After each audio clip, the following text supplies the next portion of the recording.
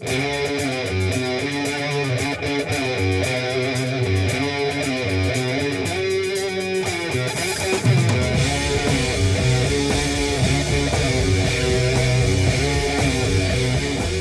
back to Observing the Sabbath. I'm your host, Nathanael Molnár. I'm joined once again by Johnny Gifford. Johnny, thanks for being here. Nathaniel, it's always a pleasure. Thanks for having me, my friend. Of course. I love having you here. It's always fun to do the videos together because I just love having sort of a back and forth instead of me just kind of droning away into a camera all by myself. It's good to Absolutely. have additional points of view. And it's also great to have you here because we are kicking off Sabbath Bloody Sabbath, the 5th studio album by Black Sabbath.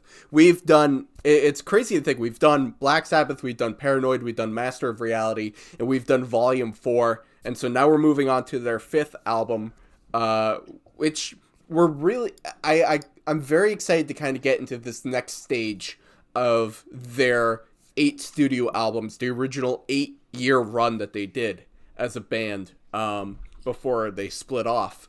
The first half of it is really interesting, and we of course spent a very long time going through all those songs and talking through the history and what's going on behind the scenes as they're making those albums.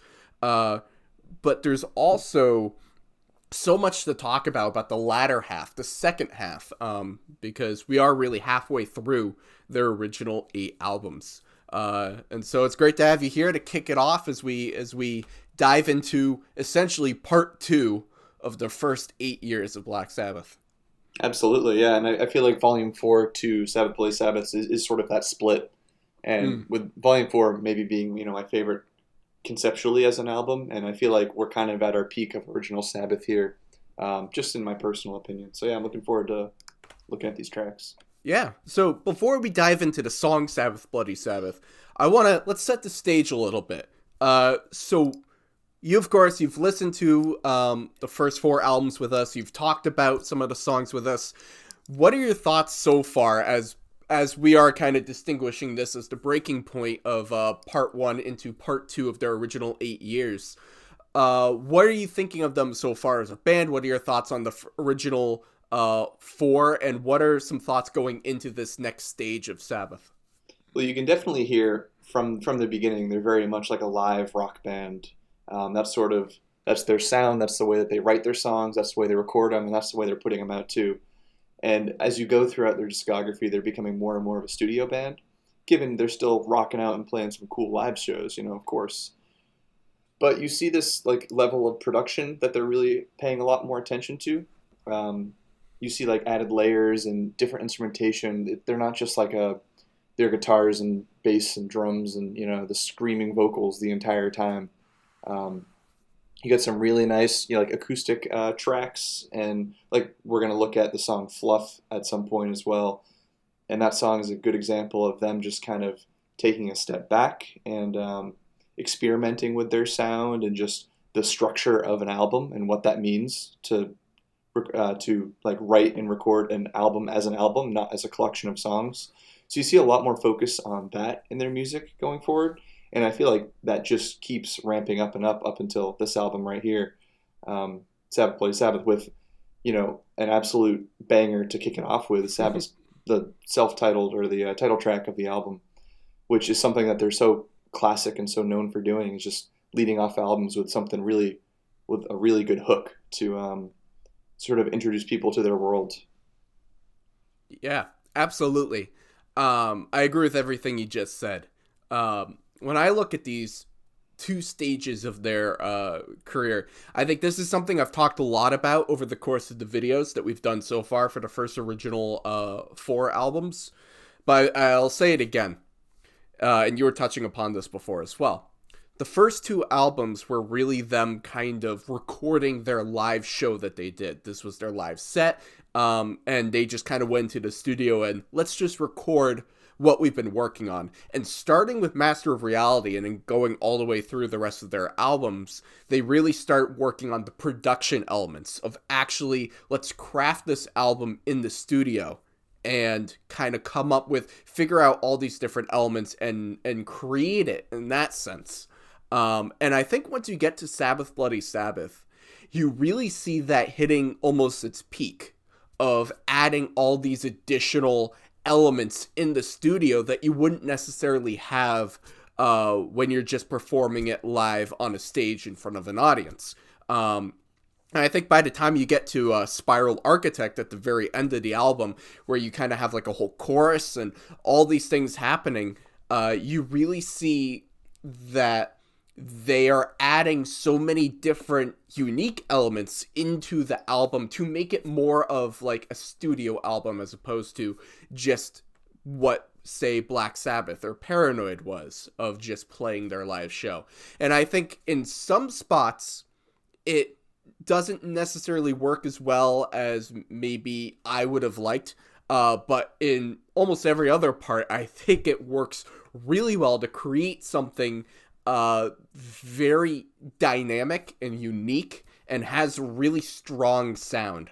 And then I think when you look at some of their live shows where they're playing some of these songs from this album in particular, like when they do Sabbath Bloody Sabbath live, or when they do Spiral Architect live, or when they do Killing Yourself to Live live, you hear the root DNA of those songs on stage that you hear in this album. And while it doesn't necessarily have all those added elements that they have the luxury of being able to do in the studio, the meat of the song, the focus of the song, what the song really is at its core, is still conveyed on stage. And I think that's something that, and I'm sure other bands are able to kind of do this as well, but when I listen to Sabbath, that's something that really stands out to me, is that they are able to create something in the studio for an album that has all these extra elements, but then they can still perform it live. And while it may not have those added elements to it when they perform it live,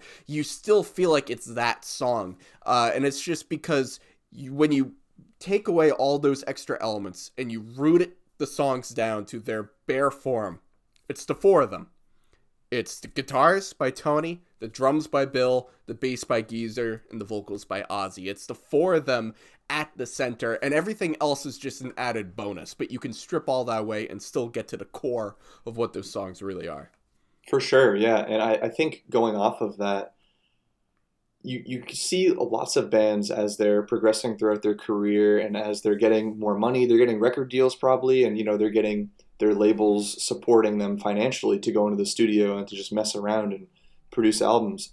This just kind of overproduction of albums coming about, and that happens a lot nowadays. I'm sure it was happening a lot in the 70s, 80s, and whatnot as well. But you get to a point where a lot of bands are releasing music that feels like it's kind of lacking some sort of soul or some sort of any sort of semblance of a raw energy that this is where these songs came from and originated from, and it just turns into like just music for the sake of music, not as like an emotional expression. But I think Black Sabbath at this point in their career is doing a really good job of keeping on that fine line between like having really well thought out production, but also keeping their songs straightforward enough where they can play them live and they still retain all of the same qualities. Everything added in the studio versions are just to sweeten it and to make it that much more exciting, not to just kind of oversaturate it with things or to take away from any of like the raw emotions that are in it. Because I think all of those are preserved with this album. And I don't know for sure if that got better or worse in terms of overproduction throughout the next few albums. I feel like I'd have to re-listen to them to really give a judgment on that. But this album in particular and the last album, I think, are really on that nice fine line of being really well produced, really thoughtfully produced, but not overproduced by any means. Yeah, exactly. And I think kind of going off what you were saying, you have a lot of music today where they use those extra elements that we keep discussing. In my opinion, one of the absolute banes of music is autotune. And just whatever. I don't get me started on autotune. But these extra elements, they're not being used to like mask the abilities of the performers. Like they're not using it as a crutch because they're not able to perform themselves. Like, I think autotune is used a lot for people who don't necessarily have the greatest range with their voice to be able to kind of hit some notes that they wouldn't be able to hit without it. Black Sabbath isn't using these extra elements in that way. They're only using it to prop up the talent that they already have and to add to it and expand upon it. Absolutely, yeah. I think we've covered just about all of my thoughts on this album, and I'm ready to get into it when you are. Yeah, awesome. All right, let's just jump right into it. And I say this almost every video, and I want to reiterate it from the top before we dive into the whole album. These are not your typical reaction videos where people are listening to these songs for the first time. I love those videos. I watch a ton of them and they're great, but that's just not what this channel or these videos are. Johnny and I have both heard this song many times before, have heard all Black Sabbath songs several times before, and so this is more us kind of commentating through the song, giving you our thoughts as we listen to the song together. So without any further ado, shall we just jump right in to Sabbath Bloody Sabbath? Let's do it. All right. This is the first song on the 5th studio album, the album Sabbath Bloody Sabbath, the song Sabbath Bloody Sabbath. And now. Nice. And this is something very similar to Volume 4. I mentioned in that album, they don't really have any fades in for their songs. They just jump right into it. Especially with the first song on the album. That's important. Yeah. Ozzy's voice is so good. He only gets better with every album, I think. Definitely.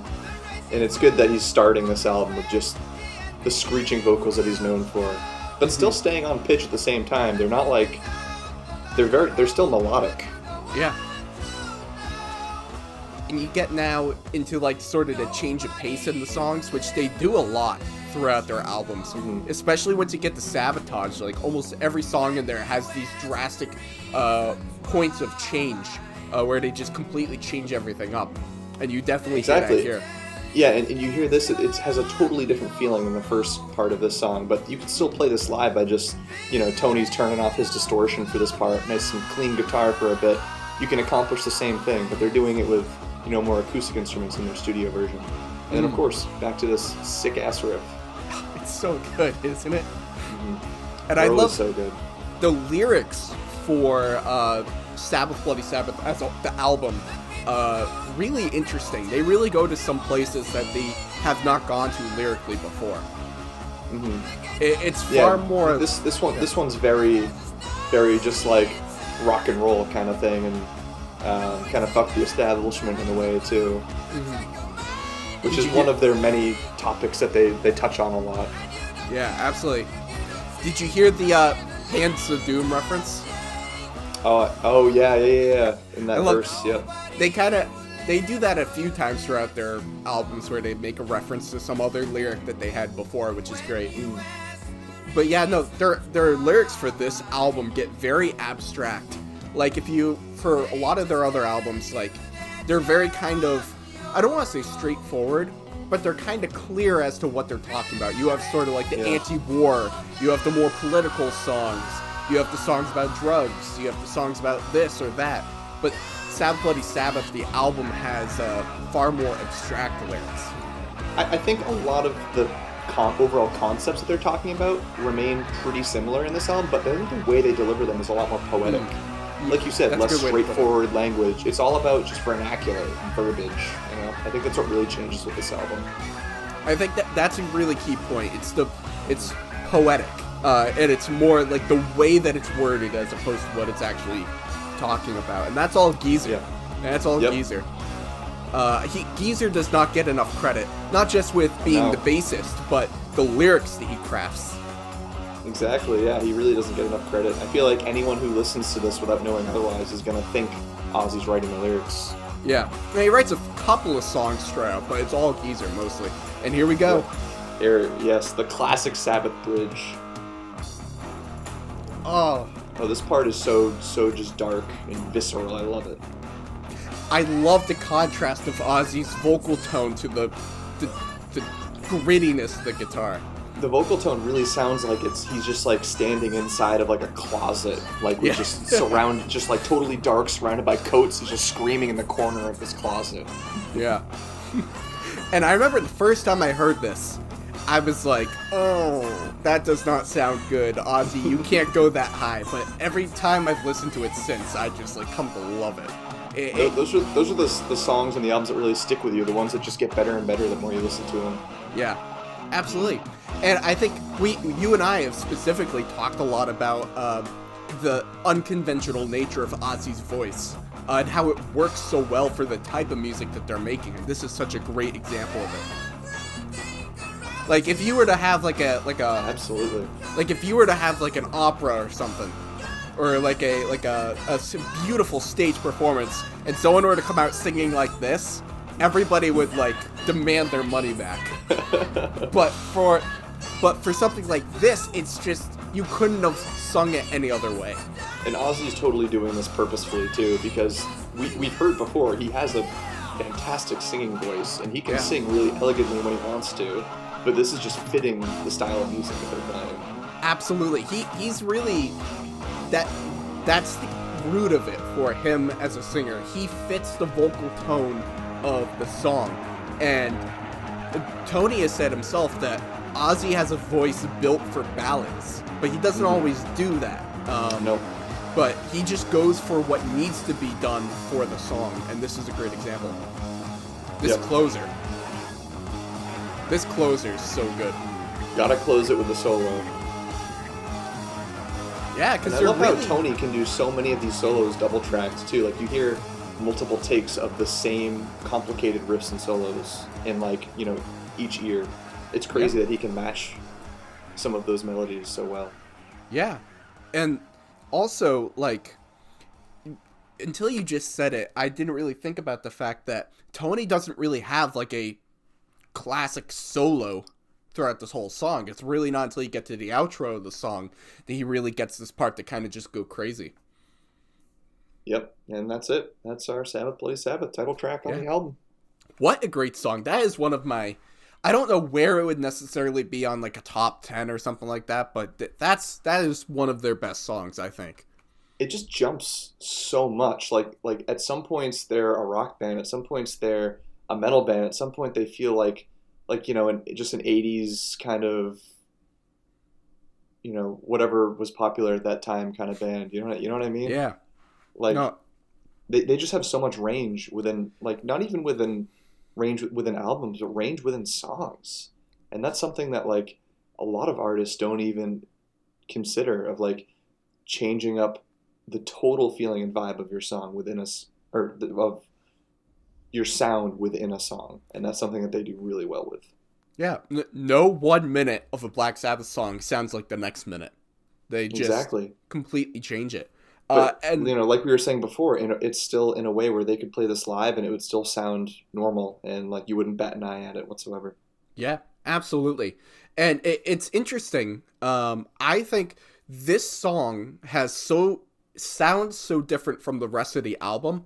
Like they really get to like especially like when the song takes its turn and it gets to that really gritty, dark, like grisly guitar riff. Like you don't really hit that point anywhere else on the album. Like you have a lot of other songs like Looking for Today, which is more, I think, maybe other than Technical Ecstasy, the closest thing to get to a pop song that Black Sabbath does. But it's a great song, Looking for Today, but it's a lot lighter. You get Who Are You, which is more just kind of strange as opposed to like dark. And you don't really hit that. And Fluff, of course, is like these beautiful, like it almost sounds like an orchestra is composing this like beautiful melody.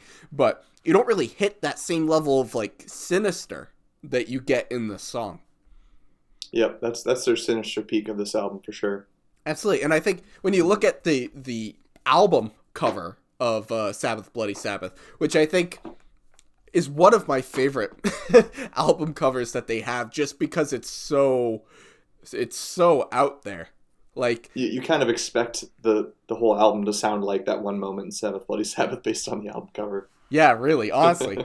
And I think also just talk about the album covers, like up until that point, Sabbath had really gone for simplicity with their album covers. Like the first one, you just have the woman in the forest with the house behind her, which I love that image. It's beautiful. But it's very simple, you know. And for Paranoid, you have the cop.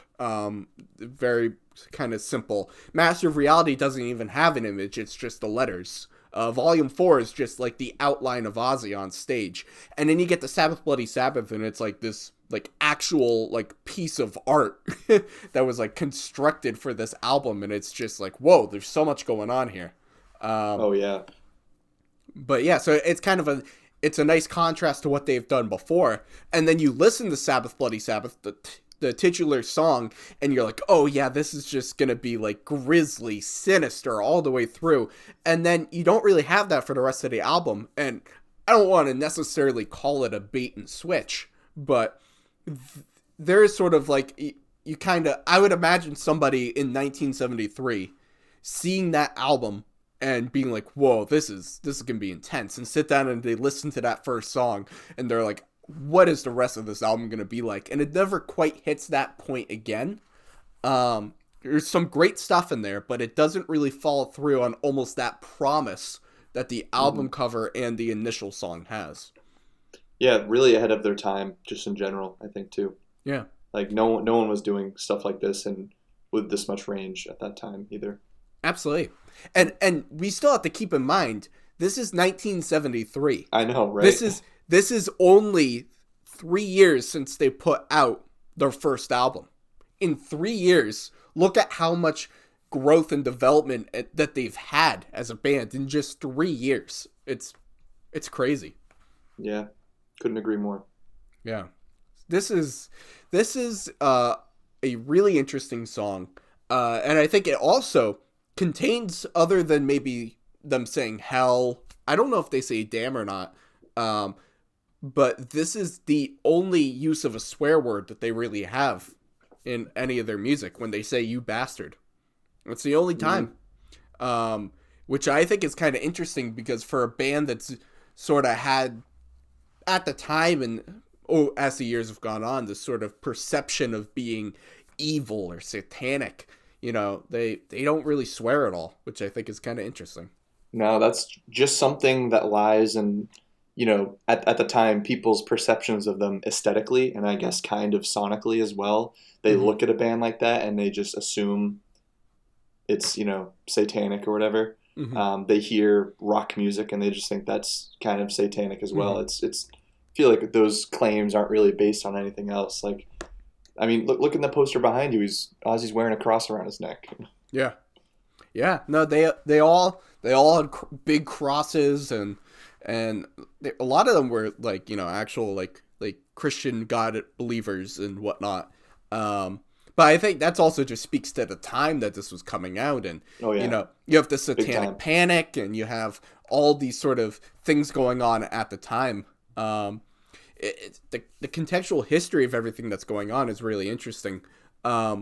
So for me to kind of look at Sabbath Bloody Sabbath, the album as a whole really feels more like a heavy rock as opposed to like a metal. But then you get something like the album cover and that first song, and that feels more metal. And so it's sort of interesting kind of contrast there. Absolutely. Yeah, so what a great start to this album. It just kind of similar to Wheels of Confusion, similar to Sweet Leaf, similar to Black Sabbath, and similar to War Pigs. It just throws you right into the deep end and just kicks off the album with a strong start. Yep, gets you really interested and gets you wanting to listen to the rest of it for sure. Absolutely. So those are all my thoughts on the song. Do you have anything else you'd like to add? Nope, I think we've covered just about everything. Yeah, so that is it. That is Sabbath Bloody Sabbath. I want to know from you guys, what are all your thoughts on the song? Do you agree with us? Do you have any points that you kind of disagree with? Leave all your thoughts in the comment section below. And now I'm continuing on through with a National Acrobat. And as I say in most videos, I'll just reiterate, This is not a typical reaction video where someone's listening to this song for the first time. There's plenty of those on YouTube, and I love watching those, but that's not what this is. I've heard this song countless times, and I'm sort of talking through the song, giving you my thoughts as we listen to the song together. One of Tony's best riffs. It really is.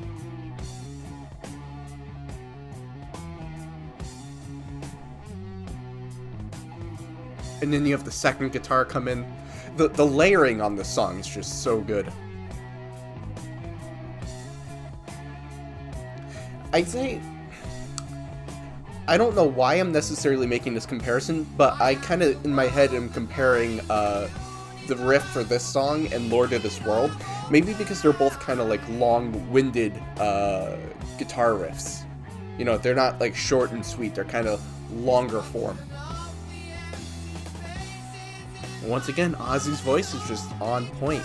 I mentioned during the Sabbath Bloody Sabbath, and I think I've said it before, that I think Ozzy's voice just gets better and better with every album. So you get, you know, he's got like the gruffer voice for the original Black Sabbath album, but then with every album his voice just gets cleaner and crisper, but also he kind of is more defining his range. And I really think this time period, this sort of 1973, 74, 75 era, Ozzy's voice is just at its peak. It's the best his voice is. And I think in terms of the Sabbath albums, his voice peaks at Sabotage, and then it kind of, Technical Ecstasy and Never Say Die, his voice is good, but he isn't really hitting the same notes as he hits with all the way up through Sabotage. It's not really until you get to Blizzard of Oz when he kicks off his solo career that I really think he's like, Ozzy's back vocally. But that's just more the context at the time that these albums were coming out, at least the later ones. I mentioned before during the Sabbath Bloody Sabbath video that when you get to the lyrics of this album, they get very more abstract, and Johnny's pointing out that it's really more poetic. And I think a National Acrobat is a great example of that. Like, it's really abstract lyrics, but it's also just so well written, and it's just very poetic. I love the echo effect on Ozzy's voice there. Tony really kind of takes the one riff and just plays around with it. It's like almost all the riffs in the song are different variations of that one main riff, which I think is really interesting.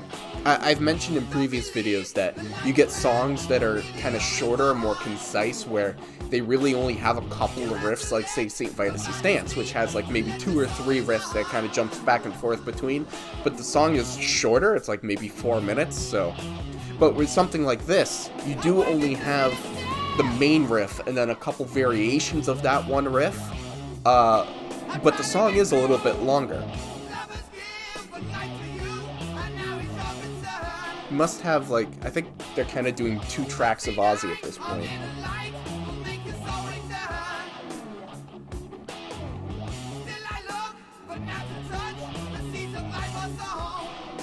His tone is so great, isn't it?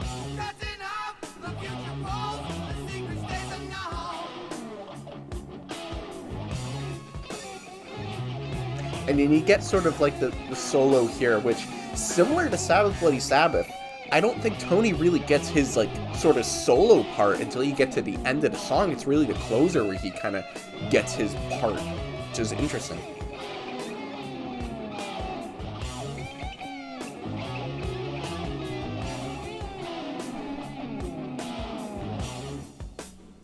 This is one of those riffs that's just similar to Lord of this World. It's so good, I'm not complaining in the slightest that the whole song is pretty much this one riff, because I could just listen to this over and over and over again.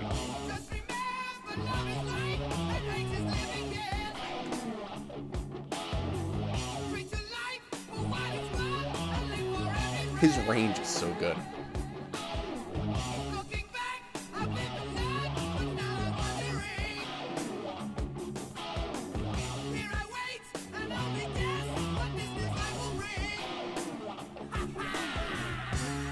I love that. Ha ha! and you kind of transition to this next part of the song.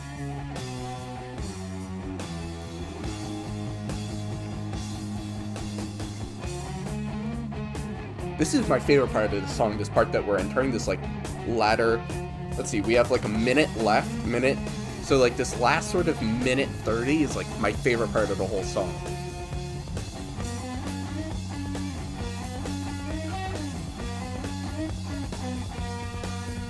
They're like, no, we're not going to end this song in a typical way, we're not going to have, a typical ending to the song, we're going to throw all this stuff at you last second.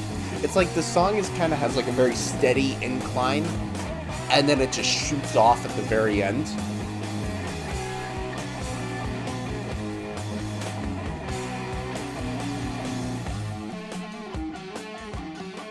Like, this is, like, who else ends a song like this? This is like the middle of a song, or the beginning of a song, but this is the very end. Only Tony. Only Tony.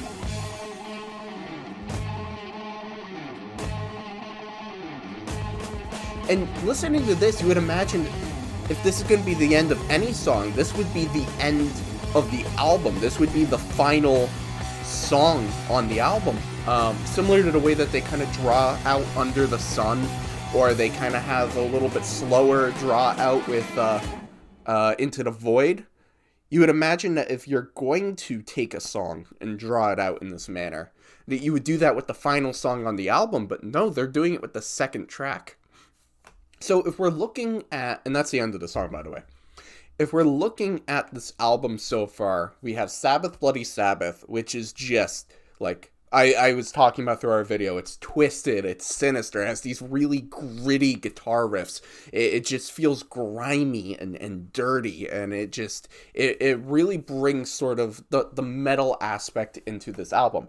Then we have a National Acrobat, which is different, but you could still see the tonal similarities to Sabbath Bloody Sabbath. It has those abstract lyrics. It kind of has the one guitar riff and the derivations of that guitar riff throughout until you get to the very end, where it just kind of, you could tell that the song has been building and building and building, and then just kind of explodes at the end in very grand fashion. And then we'll, of course, be talking about Fluff in its own video. But then to go from that piece right into Fluff is sort of like it's a very interesting trajectory of the record so far. You have this really strong start, and then you sort of have this winding middle part, which then leads to this explosive ending, and then you go right into this very sort of melodic, beautiful instrumental piece. They do, and I've mentioned this many times, Black Sabbath really knows how to compose an album. They really know how to piece it together. They really know, they really understand how to contrast pieces of music, how to take sounds and really contrast them. And you'd think that, you know, if you're constructing an album, you'd want to have a lot of the same kind of flowing into each other. You'd want to have similar sounds flowing into each other. But Black Sabbath is really all about taking different sounds and contrasting them and putting them up against each other. And so to have such radically different sounds going through each of the tracks, within each track, but then going from one track to the next, it really makes for such a unique listening experience, because by the time you get to, let's just even say, the end of the A side of Sabbath Bloody Sabbath, you've had such a wide range of different sounds. They really do it in a way that nobody else does. And it's very, you could tell it's very skillfully and artfully pieced together. And they know what they're doing when they're putting together an album. A National Acrobat, from the lyrics are just so well written. The song itself is so well composed and put together. I love the different layers and tracks. You hear the multiple guitars. You hear the different Ozzy vocal tracks. The drums are great. Geezer, of course, great as always. It's just a very well put together song. And it's a great, it's a great follow-up to the titular song, Sabbath Bloody Sabbath. So those are all my thoughts on A National Acrobat. I want to know, what do you guys think of this track? Do you agree with me and a lot of what I'm saying, or do you have points of disagreement? I know that a National Acrobat is one of people's favorites when it comes, like when you get past the initial favorites that everyone has of War Pigs and Paranoid and, you know, the top tier ones that people love. A National Acrobat is one of those songs that a lot of people love. And so I've seen a lot of people talking about this song. So I want to know from you guys, what do you think about this song? Leave all of your thoughts in the comment section below. Joined once again by Johnny Gifford. Johnny, thanks for being here. Thank you so much, Nathaniel. I can't express how grateful I am for being on the show. Well, I cannot express how grateful I am for you joining us. So, this is our third installment in Sabbath Bloody Sabbath. We have discussed Sabbath Bloody Sabbath. We've done a National Acrobat, and now we're doing the instrumental Fluff. Which I don't even want to say too much about the song before we listen to it. But this is a very interesting song. So let's just get right into it. Let's not waste any more time. Let's just listen to Fluff. Are you ready? Yeah, I'm excited to do this one. All right. And now.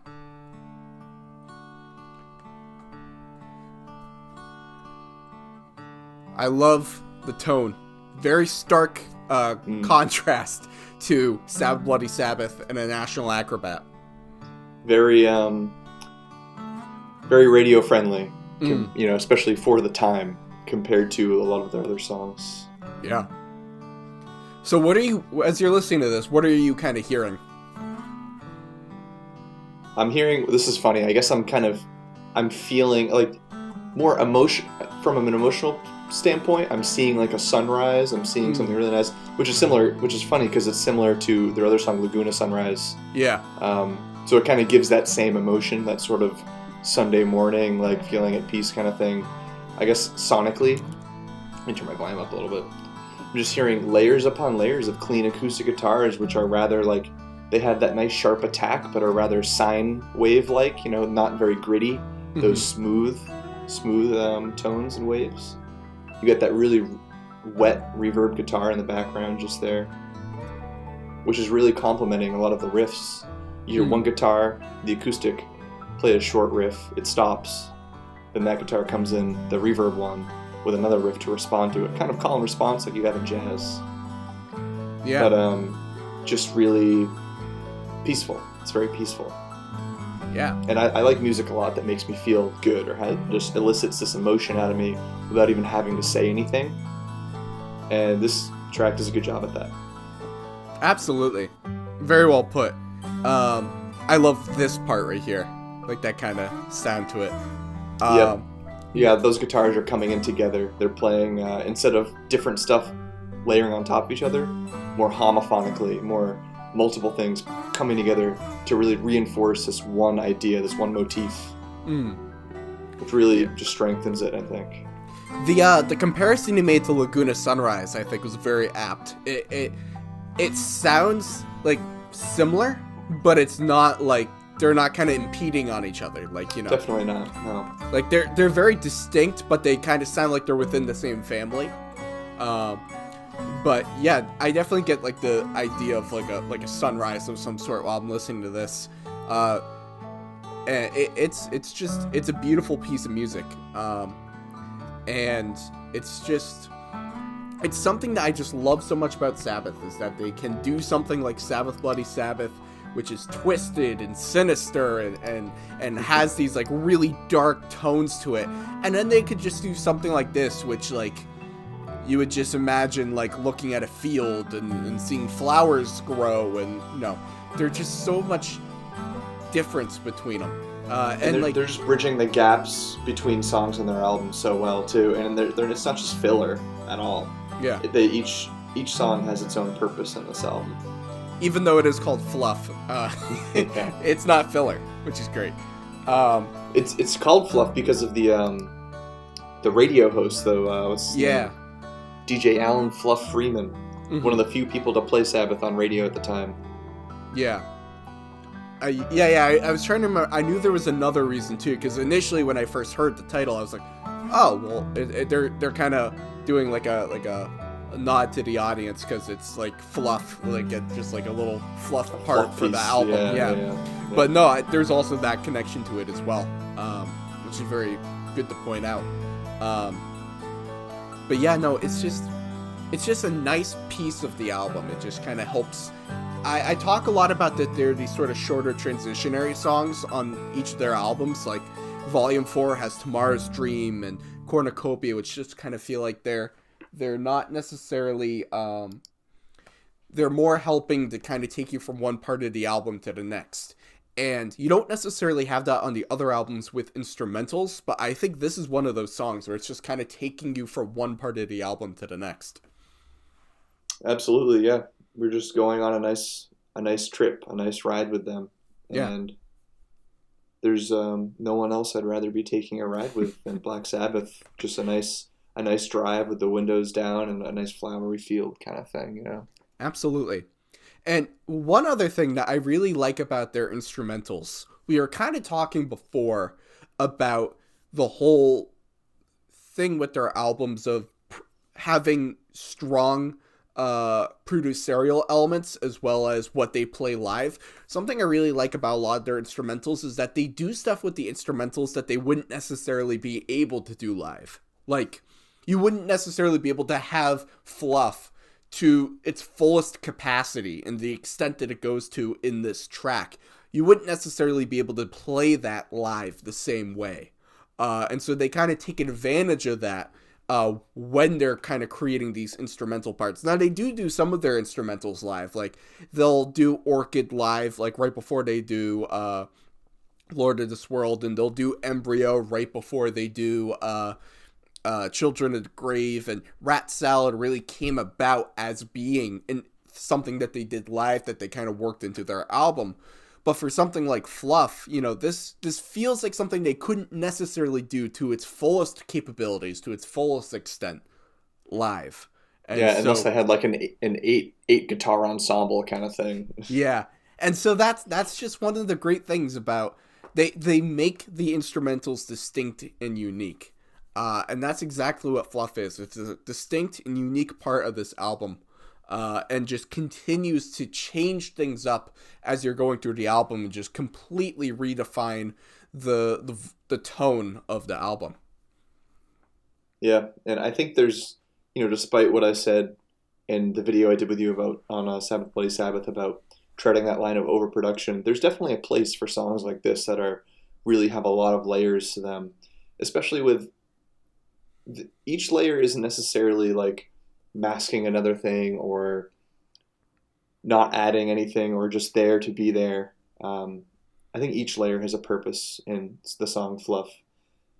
And despite it being like really having a lot of production to it, I still wouldn't call it overproduced. And it's also not something they do on every track on this album. So I think that there's definitely a place for just this experimenting with high levels of production on their songs. And especially, like you were saying, the instrumental tracks too. Because they don't have those lyrics to really drive the song, they can just kind of sit back and experiment with what they're doing sonically and instrumentally. Yeah. And I think that's really cool. Experimenting is always just really fun and cool to do when you're making music. And then their instrumental pieces are a really great opportunity for them to do that, I think. Yeah. And I think especially like if you look at Volume 4, like you look at FX, and you look at Laguna Sunrise, they have a lot of experimentation with that album, and so it's great to kind of see that kind of carry over into their next one. Definitely. Yeah. So those are all my thoughts on Fluff. Do you have anything else you'd like to add? Nope. So that about does it for the instrumental Fluff, the third track on the album Sabbath Bloody Sabbath. Once again, I'm Nathanael Molnár. Thank you so much for watching, and I'd like to thank Johnny Gifford for joining me. Thanks for being here. Oh, thank you so much. So we are going to be diving into next video. We're going to be diving into the fourth track on this album, which is Sabbra Cadabra, which is a really fun song. There's a lot going on in that song, so I'm very excited to talk about it. So until we discuss Sabbra Cadabra, thank you so much for watching. And I would like to point out, which I try to say every video, but I almost forgot to say, I want to know what you guys think of Fluff. Do you agree with us on all the points that we were saying about Fluff, or do you have points of disagreement? Do you think Fluff is just kind of one of those tracks where you're like, yeah, you know, I like it, it sounds nice, but I don't really listen to it very often because I just want to get to the next part of the album. I just want to get back to kind of like the heavier parts of Sabbath. Or do you really appreciate something like Fluff more because it is so starkly different and it is so much more of like a beautifully composed piece of music? Leave your thoughts in the comment section below. We've done Sabbath Bloody Sabbath, we've done a National Acrobat, we've done Fluff, and now we are doing Sabbra Cadabra, which I always just love that name. It's like, why not? You know, they kind of like, obviously they have Sabbath Bloody Sabbath and now Sabbra Cadabra. They have a couple of points on this album where they're kind of, it's not necessarily poking fun at their name, but they're kind of incorporating it into the songs. I don't know. Sabbra Cadabra is just kind of a fun name to me. Like, sure, why not? Why not? You know, why not call it Sabbra Cadabra? Why not? So, this is a fun track. Let's get into it. Let's just listen to it. This is Sabbra Cadabra. And now, already, excellent guitar opener.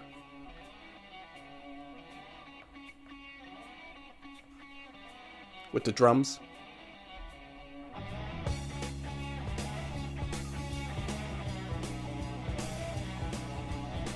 I love this song. This song is just so much fun. It really is. When you kind of have the dour moments of Sabbath with, you know, Sabbath Bloody Sabbath, it's more like, you know, I keep talking about it's sinister, it's gritty, it's twisted. But this is a song that just kind of embraces the fun. It's just a fun song. It's such a great riff, too. Once again, Tony just pulls it out of nowhere.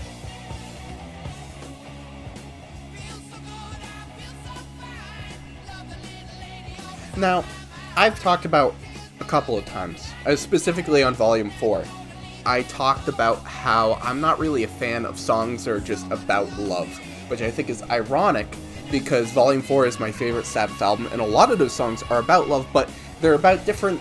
It's more than just a song about, hey, I love this person, blah, blah, blah, blah, blah. It's more like Changes is more like losing somebody that you love. And St. Vitus's Dance is about having broken up with someone and trying to reclaim that love after on. So it's not just about love, but there's some other variation to it. There's something else going on, an extra narrative element. This song is more just about love. But it's just kind of fun. It's just more about Ozzy saying, hey, there's someone who I love in my life. Now, I always get a little bit nervous because, you know, when there's songs that are just about, like, objectifying someone, specifically women, if you look through the history of music, it gets uncomfortable for me, and there's a lot of music coming out in this time that is very uncomfortably objectifying women. However, the song never really goes to that point. When you really look at the lyrics, it's just about someone who you can kind of tell, you can read between the lines, has not been loved before, and has finally really met someone who loves and appreciates them. And there's a sweetness to it. You know, it kind of walks that line of, like, if there was one more line that he says, it could have gone into that point of objectification. But really, the line that it walks, it's very sweet and endearing, actually. Now, this is the first time that you have the keyboards on the song, done by Rick Wakeman. And it's just, when you look at all the different elements, the keyboards, the drums, the guitar, it's... Now, I think someone correct me if I'm wrong on this. I believe this song came about where they were just kind of jamming. They were just kind of making this. And I don't think I don't think the lyrics were pre-written. I think Ozzy just kind of came up with these words as they were just jamming. I could be wrong about that, and if I am, please correct me in the comments. But I believe that's what my understanding of how the song kind of came about was they were just kind of jamming. They had Rick in there, and he was just having fun on the keyboard, and Ozzy was just started singing, which is why when you look at the lyrics, they're not nearly as poetic or as well written as, say, National Acrobat or Sabbath Bloody Sabbath or any of the other songs, because he's just kind of coming up with it on the spot. The song is so... I think the word to describe the song, and this is a word that I don't use in my everyday language, is groovy. I don't know if I've even said the word groovy, but that's what I think of when I hear this song. It's got such good rhythm, and it's fun, and it kind of makes you want to get up and move, you know? It's got such great rhythm. Oh, the keyboards. So Sabbath, after this, Sabbath is really, like in Sabotage, Technical Ecstasy, especially Never Say Die, they really bring back in the keyboard and really incorporate it into their sound, which sometimes works brilliantly, other times doesn't work as great, but this is an example where it just works, like, flawlessly. Now, you can hear sort of the faint sound of Ozzy, so my understanding is that when they recorded this, Ozzy just kind of went off on this very explicit tirade of just saying really filthy things that they just obviously couldn't keep in the song, so they kind of removed it, and you just hear that sort of faint tone of him talking. So I guess in terms of when I'm saying that they walk the line of not going into full objectification, once he crosses that line, they take it out. But I kind of like... I like having that little faint vocal tone. It just makes for a very interesting sound to be put over this just beautiful sounding jam session. And what a great way to close the A-side, right? You kind of have this very distinct close. You know, it's not like a fade out or anything. It's a very strong just close. And you can hear the people in the background. Yeah! I love that song. That song is just so much fun. You know, like I said, you get the twisted sinister of Sabbath Bloody Sabbath. You get the more poetic thinking about the meaning of life with a National Acrobat. You get the beautiful melodic instrumental piece. You think of the sun rising and all that with Fluff, and then you just get a fun track where they're just kind of jamming and having fun. I think the fun carries through. You could tell they're having fun while they're recording it, and because of that, that's kind of passed through to the listener. It's just such an entertaining song.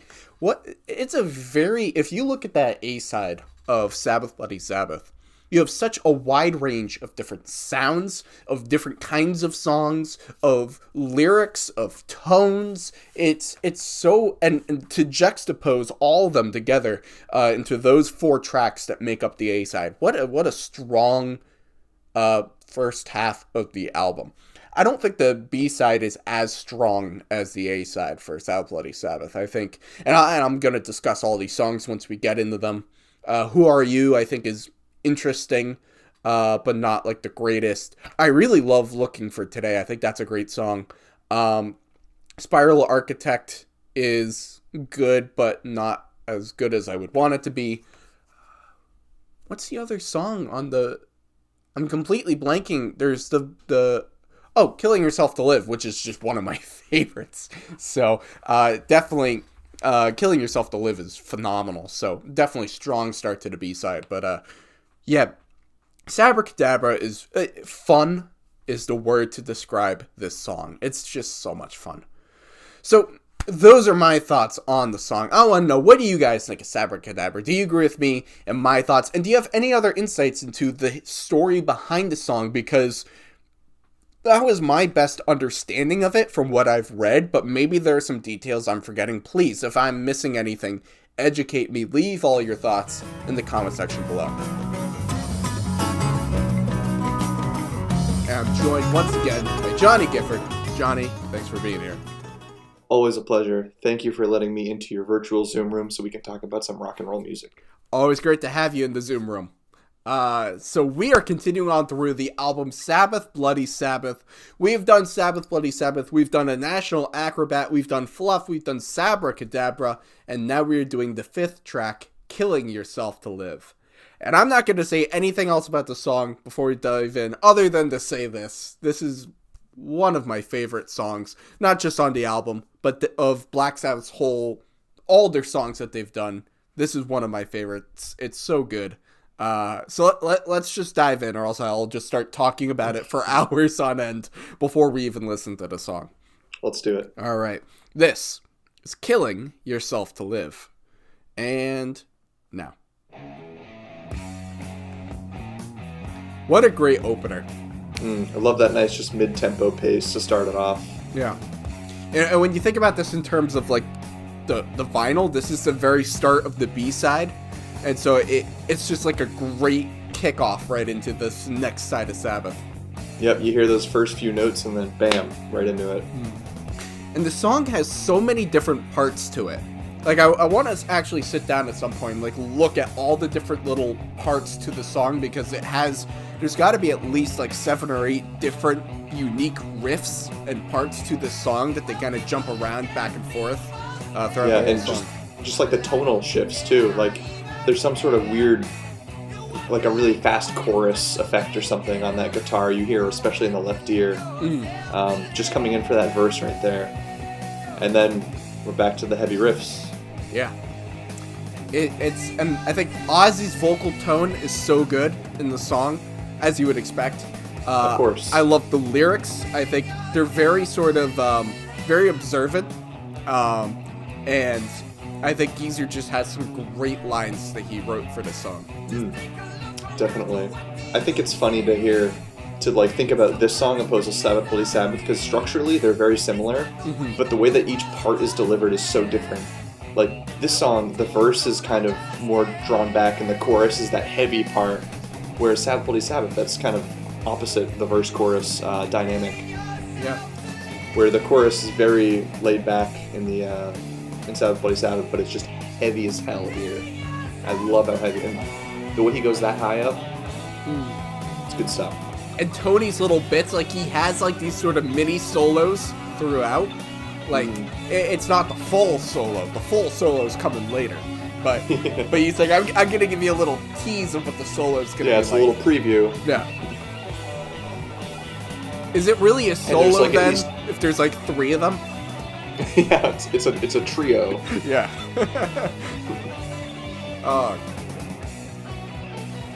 This is. Yeah, and I feel like this song is also, going back to my comparison of it to Sabbath Bloody Sabbath, lyrically kind of similar. It's about being in a rock band, and the different problems you might face throughout that experience. In this circumstances, they are killing themselves to live through, sex, drugs, and rock and roll. Absolutely. And, like, you could also listen to the lyrics of this song. There's a lot of comparisons to be made to Under the Sun. You can kind of compare the... Smoke it! I know, I love that part. Get high. I love it. When watching them play this song live, I think one of the best like live videos there is of them is them performing this song at the 1974 Cal Jam show. It's just so great. Like Ozzy's kind of presence on stage is so great, and like the things he kind of adds to the song as they're playing it is good. But then you look out at the audience, and like the audience is just huge. Like there's thousands and thousands and thousands of people. But like they get to like the heavier parts of the song, and they're on stage and they're like going nuts, and everyone in the audience is kind of just standing there, like they're not really moving. They're just like. But I was like, you have the opportunity to witness Black Sabbath play this song live, and you're not moving. How dare you? How dare you? Yeah, that seems like an insult, honestly. But now we're approaching like one of my all-time favorite Tony riffs. I just love this. Yep. There's another one of those shifts. This is the mosh part of the song. Yes, absolutely. And then Ozzy, I don't know, like his tone's The so vocal great. melody is like so blues inspired too, which is so cool. Yeah. I love that sort of influence of blues throughout all their songs that they do. You can hear the blues so much. You can. But it's just like has this really gritty filter over it that just changes its genre completely.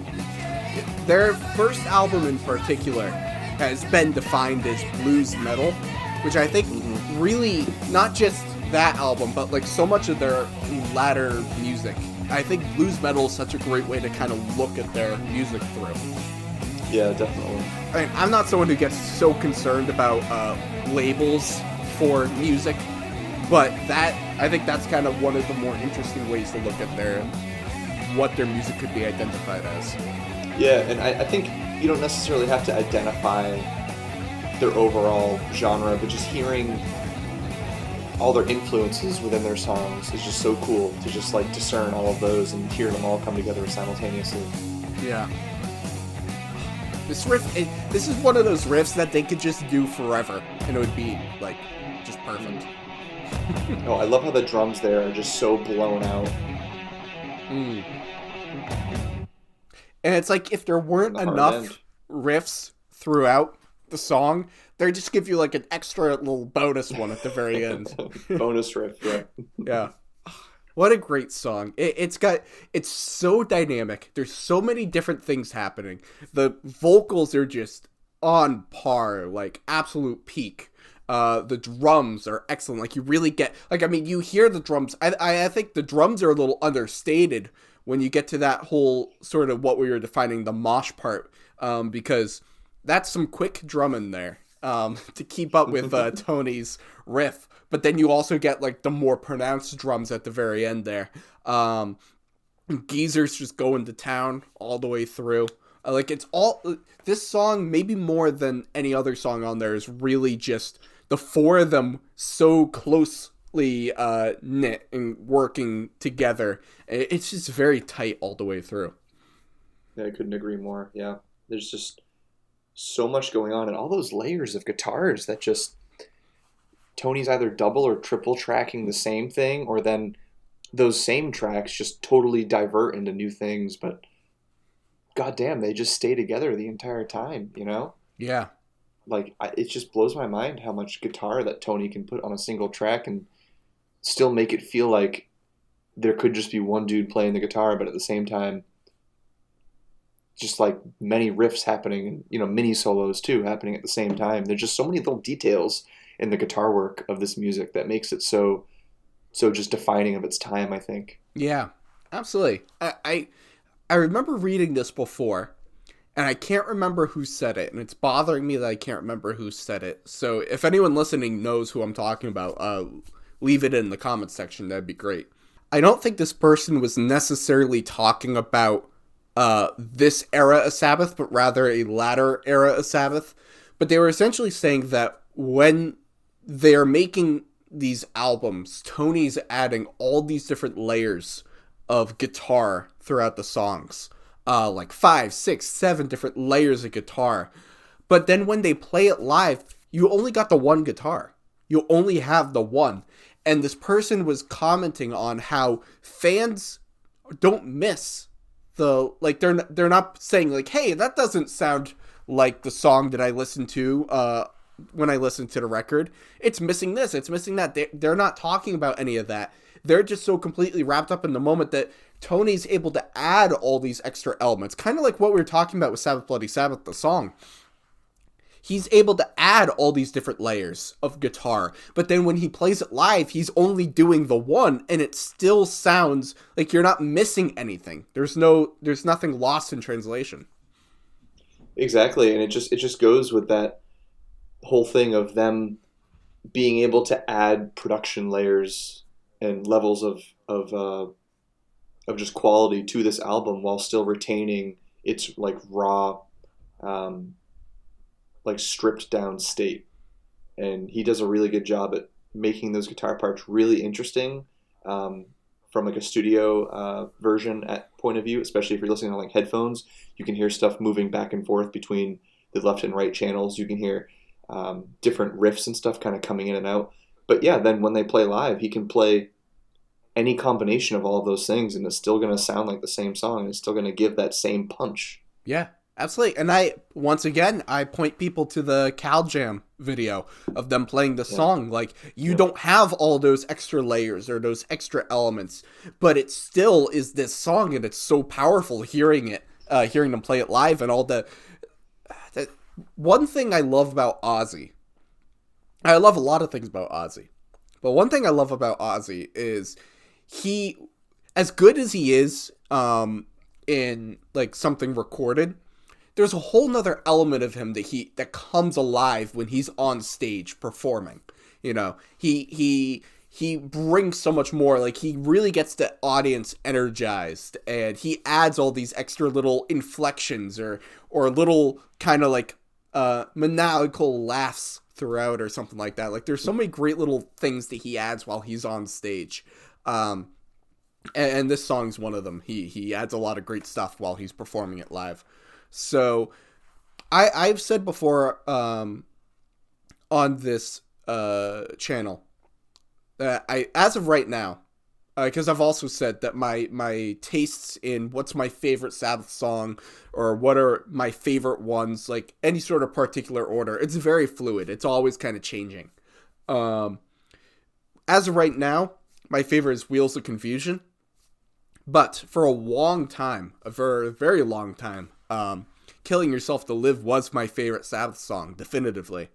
And of course now it's kind of like changed a little bit. But this is just one of my favorites, absolutely. This is definitely top 10. It may be a top 5. I think I've at least said about maybe 8 songs are in my top 5. so I don't know how that necessarily works. But this is just a brilliant, brilliant song. I think it's just brilliant. Yeah, you like, especially after listening to that track just on its own, you just think back to like every part and everything that you heard, and it just like feels like a whole experience that was more than just 5.5 or so minutes. There's just so many ideas in one song just coming to life at once, and it's just so explosive, and I love that. Yeah, and it's really just the ramping up from like the mid-tempo intro, just ramping up until the song just kind of has that hard cut at the end. Yeah. So something that you and I talked about before, I think we were talking about this on Master of Reality, is how they really kind of have, like, if you look at their albums, their strongest parts are their opener, the middle song, and the closer. Yep.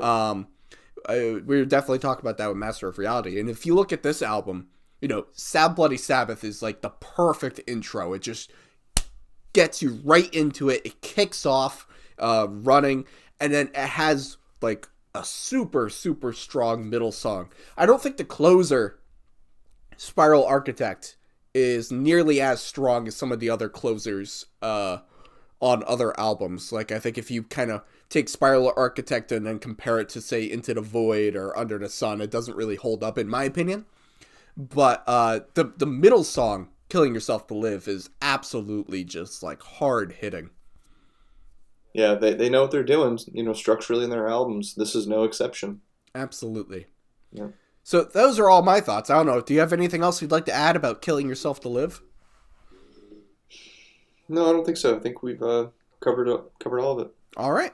Well, those are all of our thoughts on Killing Yourself to Live. I want to know, what are your thoughts on the song? Do you agree with a lot of what we've been saying? Do you have differing opinions on the song Killing Yourself to Live? Leave it all in the comments section below. We've gone through most of the album already. We've done Sabbath Bloody Sabbath, we've done a National Acrobat, we've done Fluff, we've done Sabbra Cadabra, and we've done Killing Yourself to Live, and we're continuing now with Who Are You? Before we get into the song, I just want to say, I think it was a couple weeks ago at this point, we celebrated our 1-year anniversary of the channel, and Johnny, who helps me out with a few videos every now and then, he joined me as we did a live watch along. wasn't exactly live, but we did a watch along for the Live in Paris video that Black Sabbath did their show from 1970. I came to find out later, thanks to, I don't have the name in front of me, but somebody pointed out to me that it wasn't actually filmed in Paris.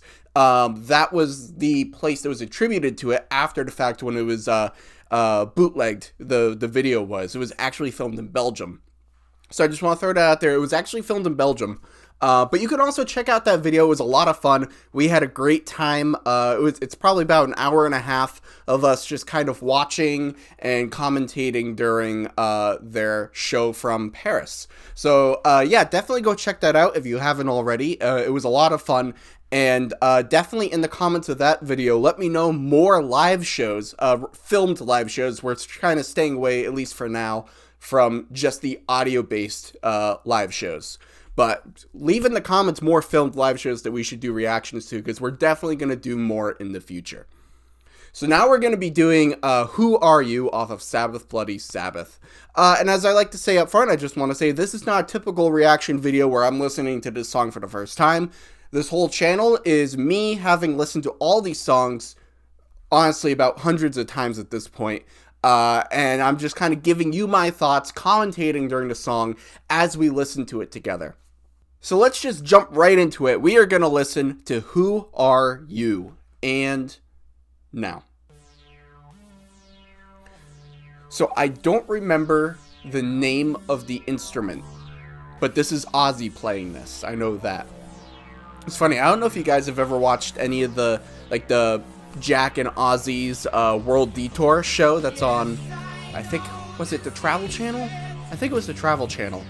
But they have a whole part where Ozzy, that was filmed in like 2013, 14 or something, he's actually playing the instrument and making the sound. And that's when I kind of figured out, like, oh wait, that was Ozzy playing that.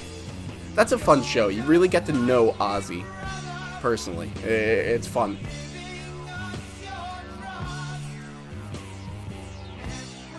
So I will say up front, this is one of the album, this is probably my least favorite song. This and Spiral Architect. It's not a bad song by any stretch of the imagination. I don't think there's really any bad Black Sabbath songs. We get a couple in Technical Ecstasy that aren't great, but there aren't really any bad Black Sabbath songs, in my opinion at least. This is just sort of it's good. It almost feels a little bit filler on the album. They didn't have enough, and so they kind of came up with this song, and because it is kind of one note.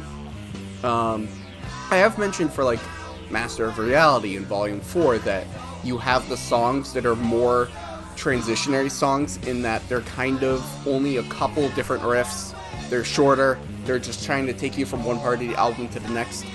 And whereas with, say, Tomorrow's Dream, or Lord of This World, or After Forever, or Cornucopia, I feel like while they serve that function, they are really great songs in of themselves. I think Who Are You has that function to it, but it's not necessarily, it's not one I'm gonna seek out. There aren't many times I sit down and go, you know what, I'm gonna listen to Who Are You today. It's more, it works as a part of the album. And if it comes up on my playlist, and it's my playlist is on shuffle and it comes up, yeah, I'll listen to it, and it's a good song, but it's not one I would actively seek out.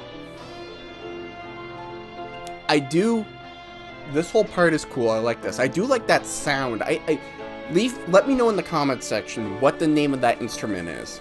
Because it's not just a regular keyboard. It's a different instrument. I completely forget what it is, but I know it's Ozzy who plays it. But it's got a cool sound to it. It really does have a cool sound. It just may be overused a little bit. Because when the regular guitar does come in, I really like that sound of this instrument plus the guitar. I think they blend really well. They just kind of go back to this one instrument maybe one too many times. That's just my opinion anyways. I do like Ozzy's vocals on this song though, because they do have the multiple tracks on him, and it gives him that sort of echoey sound that, I don't know, it just kind of works with that bassline instrument.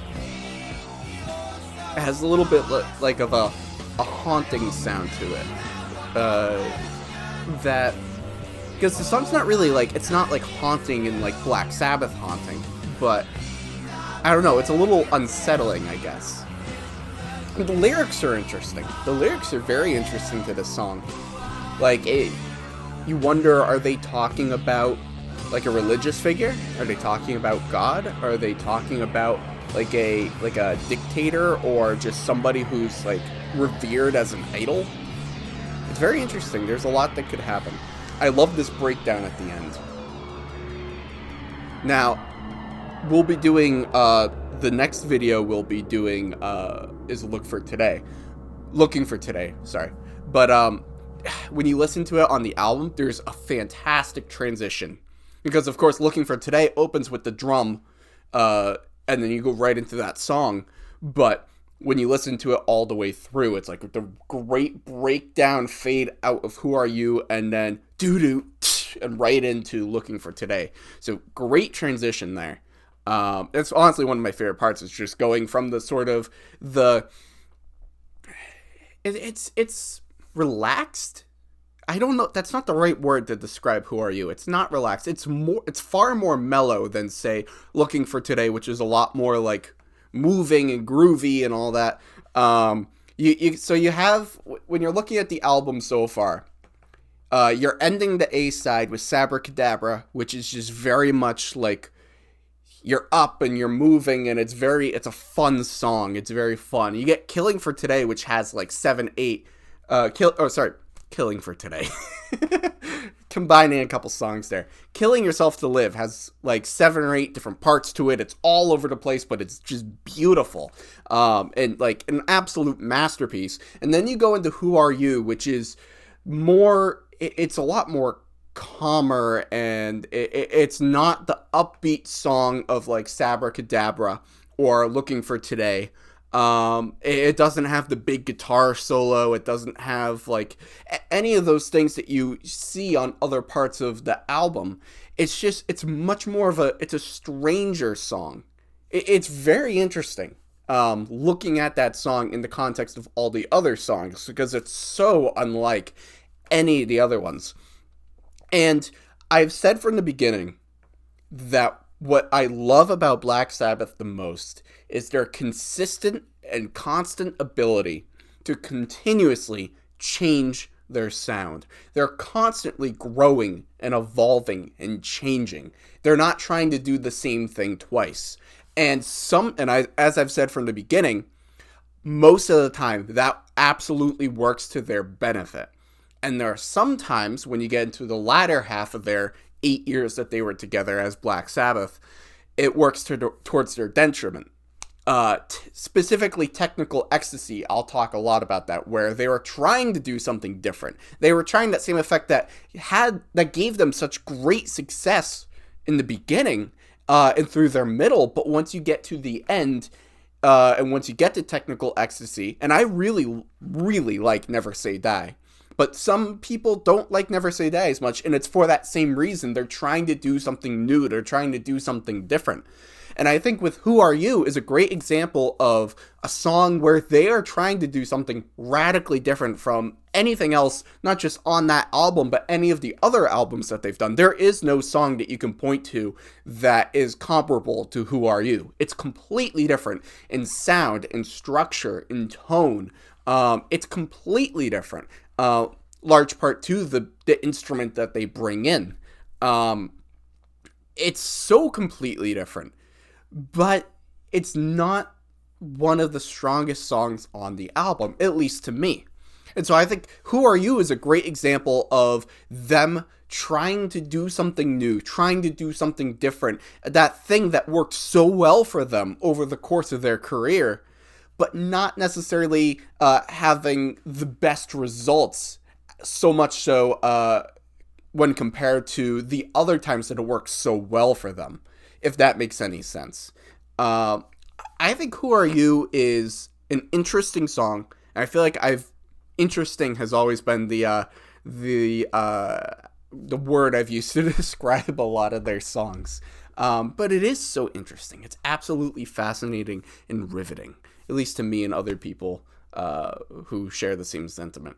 But Who Are You is a rather interesting song because it sounds so different, but it's also sort of similar to those other sort of transitionary songs I alluded to before. It does kind of feel a little bit like filler, but that's not necessarily a bad thing. Paranoid, the song, was filler, but that became arguably their most popular and famous song ever. You know, it came from the place of being filler. So there's not necessarily anything wrong with filler. It's just sometimes filler feels like filler. And that's kind of what Who Are You feels like to me. It feels like okay, we needed to fill some space on the album, so we're going to get through this song before we get into the next song. And sometimes, like with Paranoid, it works beautifully and becomes the song that arguably defines their entire career as musicians. And then sometimes for Who Are You, it's not nearly as strong. But that's just my thoughts. Like, don't get me wrong, like, I'm kind of pointing out, like, a lot of criticisms of the song, or saying that things don't work necessarily for me, or aren't as strong as some other parts. That's not me saying that I don't like the song in any way. It's just that compared to so many of the other songs on this album or over their career, it's not one of their stronger ones, but it's still a good song. It's still a very good song. So those are all my thoughts on Who Are You. I want to know from you guys, what are your thoughts on the song? Do you agree with me that it's one of those, it sort of has a filler feeling to it? It's not necessarily their strongest bit. Or do you disagree? And do you think, no, Who Are You is definitely one of the highlights of the album. It is one of their most dynamic and unique songs, and because it's unique, it really stands out as being something really rather profound in that sense. I want to know from you guys. Leave all of your thoughts in the comment section below. And now we are doing Looking for Today. And we're just going to dive right in. We're just going to listen to this song, and I'm going to give you my thoughts as we listen to this song. So this is Looking for Today. And no. Love that drum opening. As I mentioned in the Who Are You video, when you're listening to the album all the way through, it's such a beautiful transition from the end of Who Are You right into do-do, and then right into Looking for Today. It's great. I think I've mentioned before that I think Looking for Today is probably Black Sabbath's most pop song. It sounds more poppy, or like a pop song. And I'm not saying that in a bad way at all. I think this is a great song. It's fun. It's just, it's upbeat. The guitar, it's not like super down-tuned guitar. Like Paranoid kind of has the sound, like a pop sound to it. But it's so down-tuned and has that sort of more grittier sound to the guitar than this song does. Like it's more, it's tuned up a little bit more. It just has great pace and great rhythm. And Ozzy's vocal tone is excellent.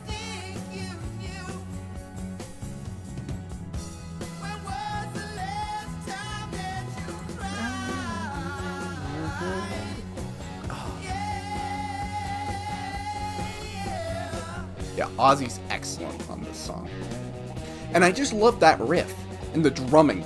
Let's take a second to appreciate the drumming. It's just great. Bill's going for it. With a little assist from Geezer there on the bass.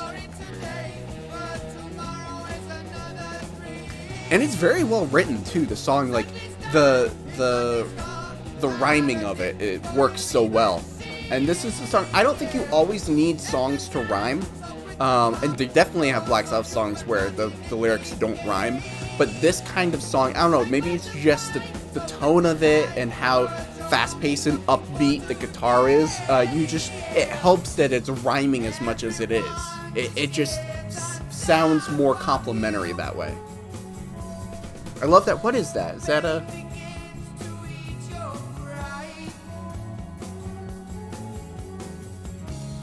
That's not a keyboard.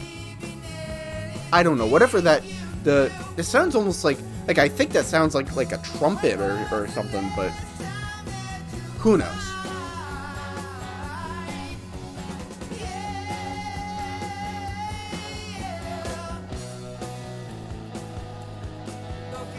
Now, I'm not typically a fan of songs where the chorus is just saying the name of the song over and over and over again, and Ozzy does that a lot in his solo career.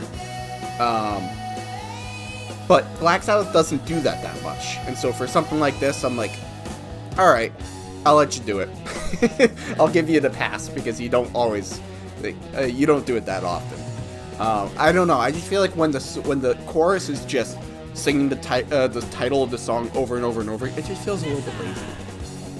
But like Killing Yourself to Live, they do that a little bit, but it's more like there's more words to the chorus, and the chorus ends with Killing Yourself to Live, and they repeat it a couple of times, as opposed to this where the chorus is just saying looking for today, hey, over and over and over again.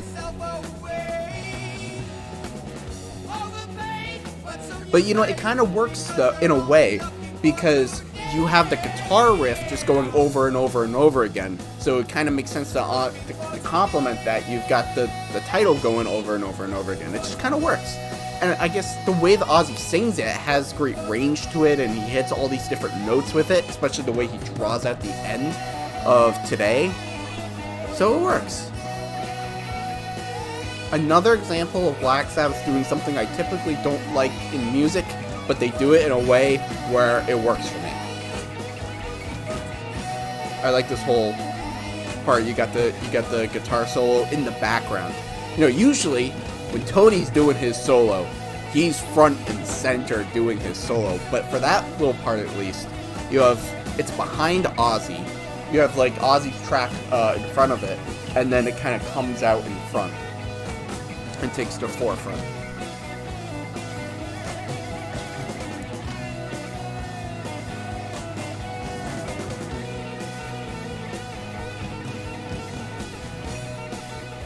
Another just absolute classic Tony solo. And you get the fade out. That is a very underrated song. It really is. It is completely underrated, underappreciated. Like nobody talks about Looking for Today, and it's fun. Not to the same degree as like Sabbra Cadabra, but it's a good classic quality song. You've got a great riff from Tony, a very under talked about riff from Tony. You know, it's not to the same degree or power or strength as like Supernod or Snowblind or even like Sabbath Bloody Sabbath, but it's a really good riff, and he's got a good solo in there. The drumming is excellent. Ozzy's vocal tone is great. The words are great. It's got really good rhythm to it. So I think that's a really good song. And it's one that not enough people talk about. And I do think like if you're looking at the album, I think the high points of the album are definitely Killing Yourself to Live and Sabbath Bloody Sabbath. A National Acrobat is also like excellent, but then right up there is Looking for Today. I mean, Fluff is a very nice instrumental piece. Sabbra Cadabra is just really entertaining. Who Are You is a rather interesting and very starkly different song, and I'll give you my thoughts on Spiral Architect in the next video. But Looking for Today is just one that's so very overlooked, and it's a really good quality song. I enjoyed. That's one I would just throw on, and it's one that I didn't necessarily think too much of when I first heard it, but it's one of those that really grew on me the more that I listened to it, and I'm like, this is good. This is really good. I think it's one of those songs because when you get to Technical Ecstasy and Never Say Die, they really are going away, and like half point of Sabbath Bloody Sabbath, they're really going away from the dark heaviness of their original albums, like of Black Sabbath that you get with Volume 4. Like they're getting away from that, and they're going for a little bit more light. Like Technical Ecstasy is far more just like a regular rock album. And Never Say Die has a lot of jazz influence, but it's also like you listen to the song Never Say Die, like it's not heavy like Black Sabbath, or it's not heavy like Supernaut, you know. It's lighter, It's a little bit lighter. It's more of a rock song than like a heavy rock or a metal song. And I think Looking for Today is a good example of when they're sort of making that transition from that sort of the heavier music that they played in the beginning to more of the lighter rock that they ended up playing for Technical Ecstasy and Never Say Die. And I think Looking for Today is a good example of them making that transition and it working really well, because for some of Technical Ecstasy, I don't think it does work very well. But we'll save that for when I dive into Technical Ecstasy. But it is interesting because I would think when you look at the entirety of their albums, when you look at where Sabbath Bloody Sabbath is going, and you would think that Sabotage and Sabbath Bloody Sabbath would be reversed almost, because because you have like the heavier stuff in their first four, and then Sabbath Bloody Sabbath starts off really kind of heavy with Sabbath Bloody Sabbath, and then it starts to go into this more lighter rock, and you would think that after listening to like Spiral Architect and like finishing off Sabbath Bloody Sabbath, it seems like it would make more sense, tonally at least, and aesthetically, for it to then go into Technical Ecstasy from there. But no, they actually like dip down into, and not dip down in quality, I mean dip down in terms of like the heaviness, dip down into Sabotage, which is probably their most, I don't want to say heaviest, but well, you know what, that's something I'll talk about when we get to Sabotage. Is it their heaviest album? It is one of their heavier, if not their heaviest, and most emotional, and most sort of, you know, the places that they go to in Sabotage, you wouldn't necessarily think would be in between Sabbath Bloody Sabbath and Technical Ecstasy. You would think those two albums would kind of lead into each other. But so it's very interesting seeing that trajectory and how that really goes. But we'll talk more about that once we get into Sabotage and Technical Ecstasy and all of that. So those are all my thoughts on Looking for Today. I want to know from you guys, what do you think of Looking for Today? Do you agree with me in my thoughts that it's more a Sabbath pop song, that it's got really good sort of more upbeat tones to it? Or do you think like you're feeling like this is really like deviating from what Black Sabbath is? Like it's deviating from the Supernauts and the Wheels of Confusions and the, you know, Sweet Leafs and all those kinds of songs, and it's kind of deviating from that and you don't like that as much. I want to know. Leave all of your thoughts in the comment section below. We've done every song. We've done Sabbath Bloody Sabbath, we've done National Acrobat, we've done Fluff, we've done Sabbra Cadabra, we've done Killing Yourself to Live, we've done Who Are You, and we've done Looking for Today. And today we are finishing up with Spiral Architect.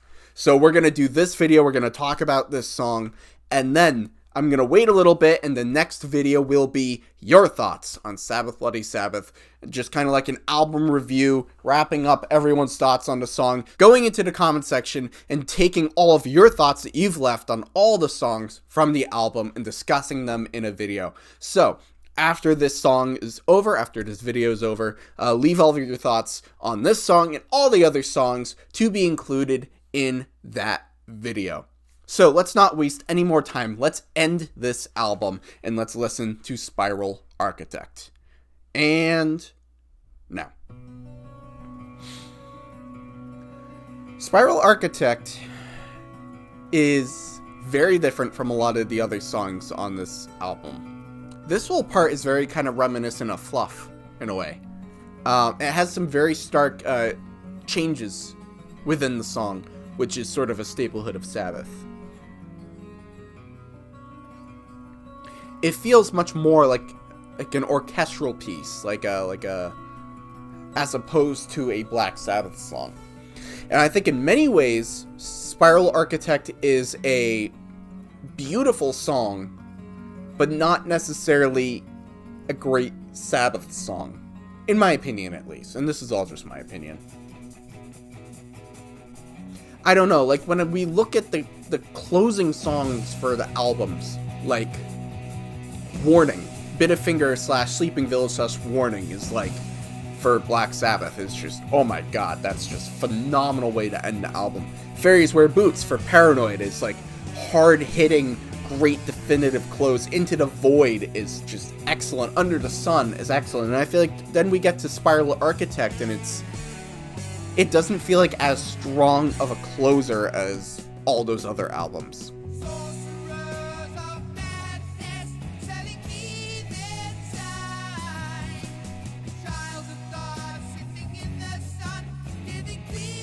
I almost feel like maybe I'll feel differently when I think back on it, but I almost feel like Looking for Today could have been a really great way to end the album. You could just have that great riff, you could just end it there and it just kind of fades out. That could have been a really good closer for the album. I don't know, like I feel like this part, like the words get a little weak. Know that it is good.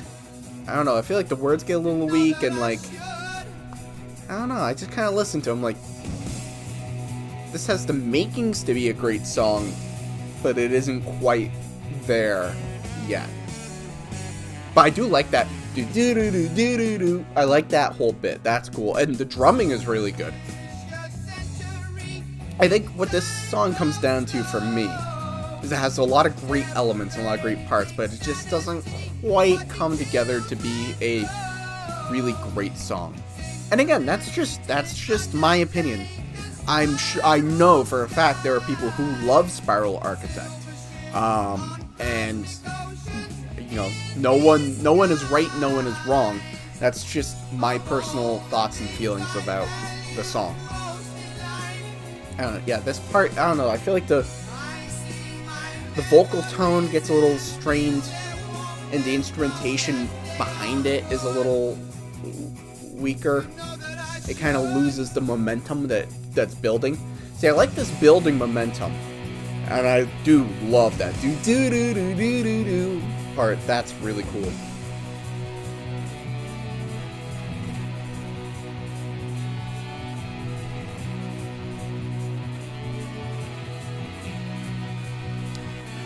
I guess what this song is really missing, or not the definitive one thing, but one thing that it is missing, is a really great Tony solo. Because the whole nature of the song is building towards something. You know, it's like with the drums and the guitar, like it feels like it's building towards something, and I don't think we ever really reach what we could have been building towards, which could have been a great Tony solo. But then I guess you could make the argument that that's not really what this song is. Like I guess you could say, like, Planet the Caravan should have had, like, Planet Caravan does kind of have a solo, so that's not a great example. Laguna Sunrise should have had a huge guitar solo in the middle. Solitude should have had a great Tony solo. But that's not what that song in its DNA was, you know, it was a very different kind of song. And so I think you could make that same argument for this song, for Spiral Architect. Like, this structurally in its DNA was not meant to be a song with like a super knot level guitar solo or anything like that. That's not what it was supposed to be. But I do feel like it's kind of building towards something, and we don't necessarily reach anything of what it should have been building towards. So it's kind of the dual minds there.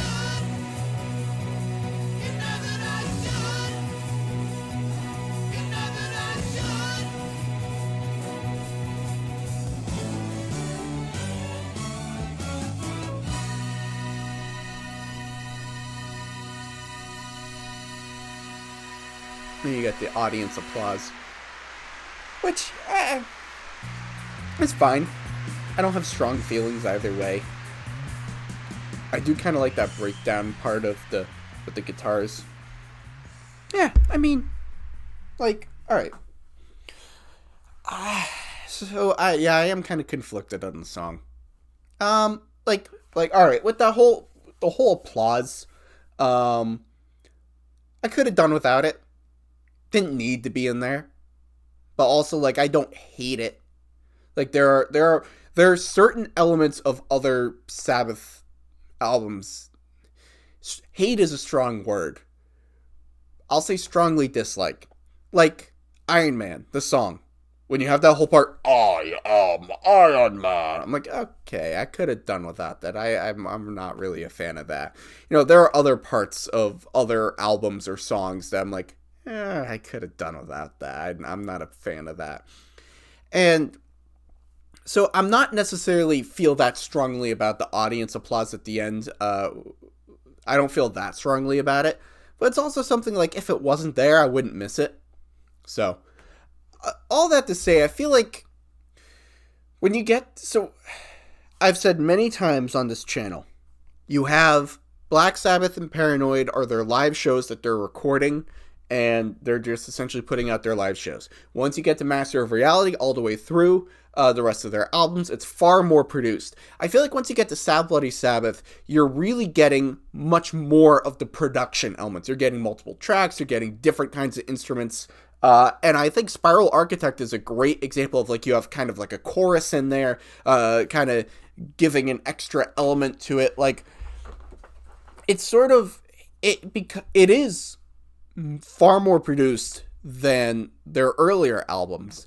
And I don't think it's necessarily bad by any stretch of the imagination. It's more, I kind of prefer it when it's more reeled back in, if that makes sense. And so, yeah, I think Spiral Architect sort of pushes the boundaries for Sabbath's ability to overproduce.